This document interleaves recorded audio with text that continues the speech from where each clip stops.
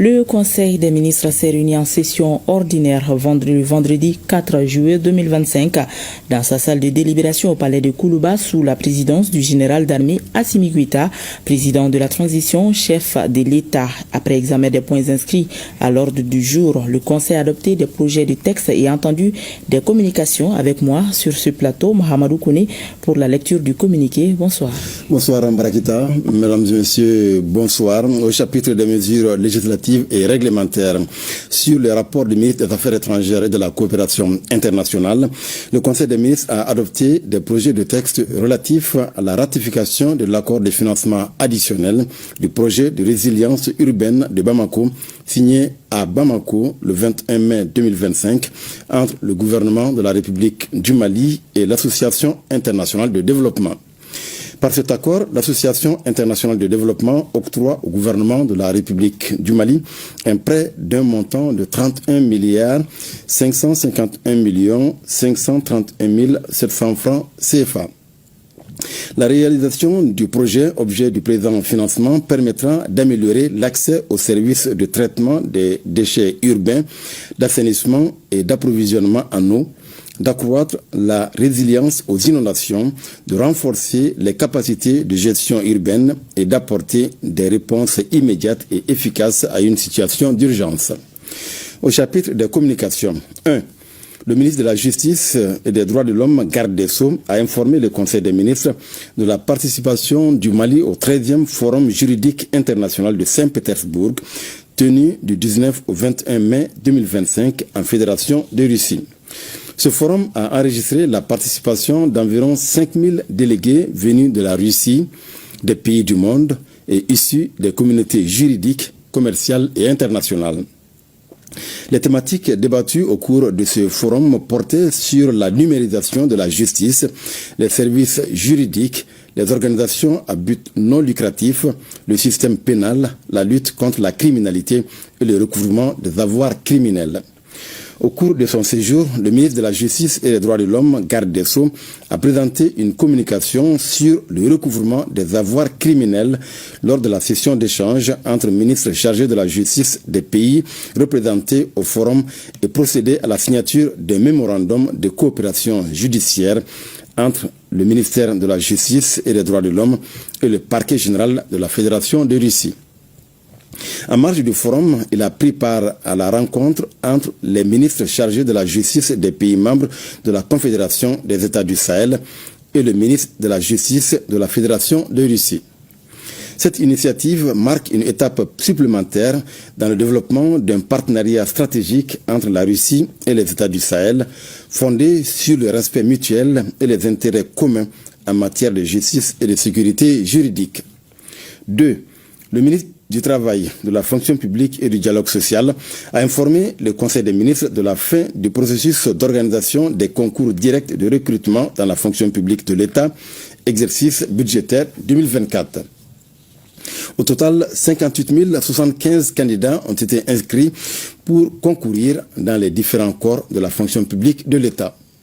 Sur les 773 postes à pourvoir, 746 candidats ont été déclarés admis et 27 postes n'ont pas été pourvus. Parmi les admis, les femmes représentent 45% contre 55% pour les hommes. À la suite de vérifications, 11 faux diplômes ont été décelés et transmis à la justice pour suite à donner. En application de la loi relative aux droits des personnes vivant avec un handicap, un quota de 15% est accordé à celles qui ont concouru et ayant obtenu au moins 10 de moyenne. Ainsi, 32 candidats vivant avec un handicap sont déclarés admissibles. La publication des résultats définitifs est prévue ce jour 4 juillet 2025 au Centre national des concours de la fonction publique. 3. Le ministre de la Jeunesse et des Sports, chargé de l'instruction civique et de la construction citoyenne, a informé le Conseil des ministres de la tenue du premier sommet des adolescents et des jeunes de l'AIS. À la suite du premier forum des jeunes de l'AIS tenu à Niamey, au Niger, du 27 au 28 juin 2025, Le ministère de la Jeunesse et des Sports, chargé de l'instruction civique et de la construction citoyenne, a organisé à Bamako le premier sommet des adolescents et des jeunes des pays de l'AES du 1er au 3 juillet 2025. Le 10 sommet, qui avait pour thème insertion et réinsertion des adolescents et jeunes victimes de conflits, a réuni à Bamako plus de 300 adolescents et jeunes du Burkina Faso, du Mali et du Niger. 4. Le ministre des Maliens établi à l'extérieur et de l'intégration africaine a informé le Conseil des ministres de l'organisation du Forum international de la diaspora FID 2025 du 17 au 19 juillet 2025 à Bamako. Le Forum international de la diaspora, placé sous le thème « Enjeux et défis d'une diaspora au cœur du développement économique national » a pour objectif de stimuler les investissements, de favoriser la création de partenariats, d'encourager le retour des compétences et de renforcer les liens économiques, culturels et politiques entre le Mali et sa diaspora. Il constitue une plateforme d'échange et de concertation entre la diaspora, l'État, le secteur privé, les institutions financières, les collectivités territoriales, ainsi que les partenaires techniques et financiers. 5. Le ministre de la Promotion de la Femme, de l'Enfant et de la Famille a informé le Conseil des ministres de l'organisation de cours de renforcement des capacités des candidates au concours d'entrée à l'École nationale d'administration au titre de l'année 2024 du 9 au 25 juin 2025. Ces cours, qui ont enregistré la participation de 677 candidates, avait pour objectif d'accroître le taux d'admission des femmes au concours d'entrée à l'École nationale d'administration. Le ministre de la Promotion de la Femme, de l'Enfant et de la Famille, le ministre de l'Enseignement supérieur et de la Recherche scientifique et le ministre du Travail, de la Fonction publique et du Dialogue social ont effectué une visite conjointe sur les sites de formation afin de transmettre les messages de soutien du président de la transition et du gouvernement aux candidates, de leur prodiguer des conseils pratiques et de remercier les formateurs pour leur appui. Au cours de cette visite, les candidates se sont montrées déterminées à relever le défi de la représentativité des femmes et des filles dans les instances de gouvernance, tout en remerciant les autorités pour les efforts consentis en faveur de la promotion féminine. 6. Le ministre de l'Urbanisme, de l'Habitat, des Domaines, de l'Aménagement du territoire et de la population a informé le Conseil des ministres de la célébration de la Journée mondiale de la population le 11 juillet 2025. Les Nations Unies ont institué en 1989 le 11 juillet comme Journée mondiale de la population. Le Mali, depuis cette date, célèbre la dite journée au plan national. La Journée mondiale de la population enregistrera la présence des représentants des collectivités territoriales, des services techniques nationaux et régionaux, des partenaires techniques et financiers, des membres du Conseil national de transition et de plusieurs autres personnalités. Le thème mondial de cette année est « Donner aux jeunes les moyens de créer les familles qu'ils souhaitent dans un monde juste et plein d'espoir ».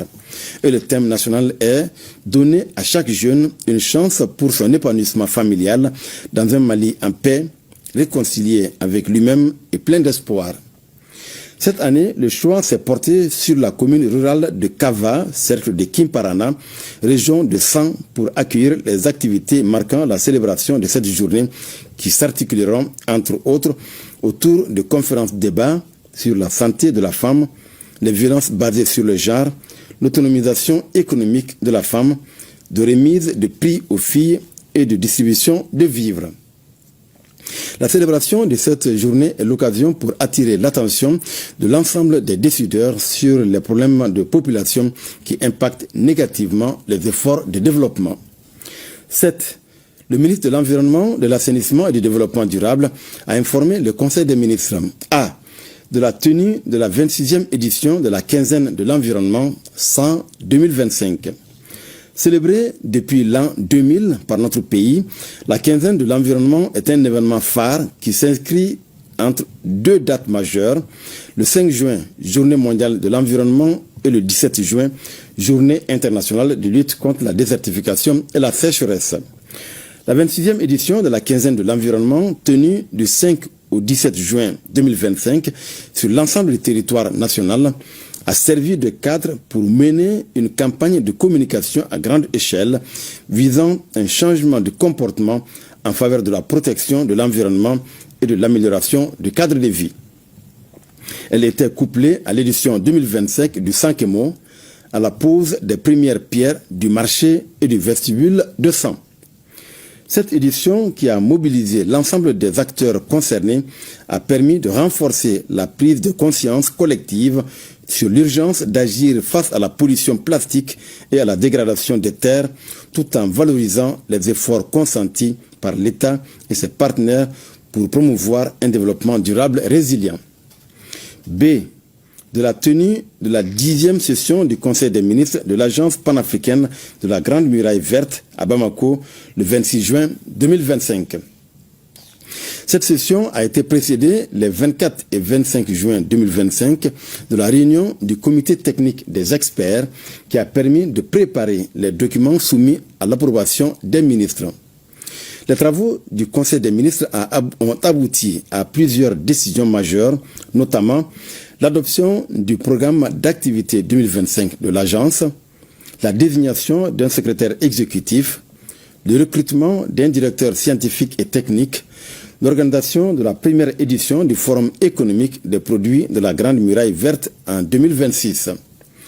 8. Le ministre de l'Artisanat, de la Culture, de l'Industrie hôtelière et du Tourisme a informé le Conseil des ministres du déroulement de la 3e édition de la Semaine culturelle et artistique de la commune urbaine de Mopti et du lancement du projet Sigidanyeta, initiative locale pour la promotion du patrimoine du 26 au 30 juin 2025 à Mopti.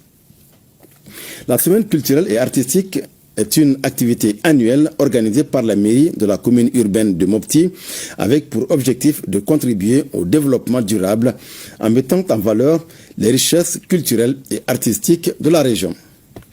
Cette édition a enregistré la participation des communes de Waïgouya du Burkina Faso et de Sambera du Niger. Le projet Sigidanyeta, lancé le 28 juin 2025, consiste à identifier, sélectionner, soutenir et promouvoir les initiatives locales dans une perspective d'industrie culturelle et créative. Au cours de son séjour, le ministre a également rencontré le 27 juin 2025 l'administration régionale, les acteurs des secteurs de la culture, de l'artisanat et du tourisme pour échanger sur l'assurance volontaire pour la culture. 9. Le ministre de la Santé et du Développement social a informé le Conseil des ministres de la situation épidémiologique du pays, marquée par une diminution du nombre de cas confirmés de dengue comparé à celui de la semaine précédente. Le président de la transition, chef de l'État, a cependant appelé la population au respect strict des mesures de prévention et de lutte contre les maladies. Voilà, Barakissa Ouattara, c'était le contenu du communiqué du Conseil des ministres de ce vendredi. Merci bien, Mahamadou Kone.